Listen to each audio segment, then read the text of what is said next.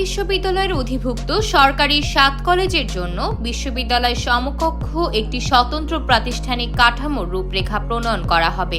এজন্য 4 সদস্যের উচ্চ পর্যায়ের বিশেষজ্ঞ কমিটি গঠন করা হয়েছে। বিশ্ববিদ্যালয় মঞ্জুরি কমিশনের চেয়ারম্যানকে এই কমিটির প্রধান করা হয়েছে।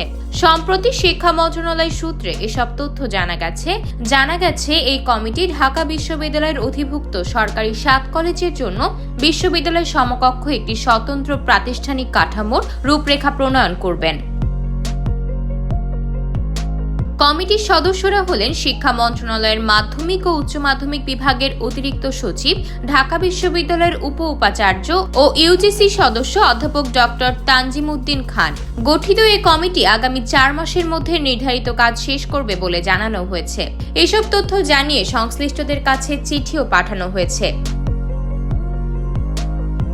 কমিটির কার্যপরিধি সম্পর্কে 7টি কলেজের ঢাকা বিশ্ববিদ্যালয়ের অধিভুক্তি বাতিল করে কলেজগুলোর স্বতন্ত্র সত্তা বজায় রেখে বিশ্ববিদ্যালয়ের সমকক্ষ প্রাতিষ্ঠানিক একটি কাঠামোতে রূপান্তরের প্রক্রিয়া বিকল্পগুলো বিবেচনা করা হবে।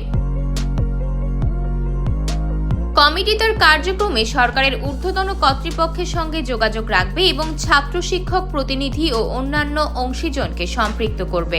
মূলত 2017 সালের ফেব্রুয়ারি মাসে তৎকালীন প্রধানমন্ত্রী শেখ হাসিনার নির্দেশে শিক্ষার মনোন্নয়নে রাজধানীর 7টি কলেজ ঢাকা বিশ্ববিদ্যালয়ের অধিভুক্ত করে শিক্ষা মন্ত্রণালয়। কলেজগুলো হচ্ছে ঢাকা কলেজ, ইডেন মহিলা কলেজ, সরকারি শহীদ সোহরাওয়ার্দী কলেজ, কবি নজরুল সরকারি কলেজ, বেগম বদরুন্নেসা সরকারি কলেজ, সরকারি বাংলা কলেজ ও সরকারি তিতুমির কলেজ। এরপর থেকে অধিভুক্ত কলেজগুলোর ছাত্রছাত্রীদের ভর্তি প্রক্রিয়া, পরীক্ষা, শিক্ষা কার্যক্রম এখন পর্যন্ত ঢাকা বিশ্ববিদ্যালয় থেকেই পরিচালিত হয়।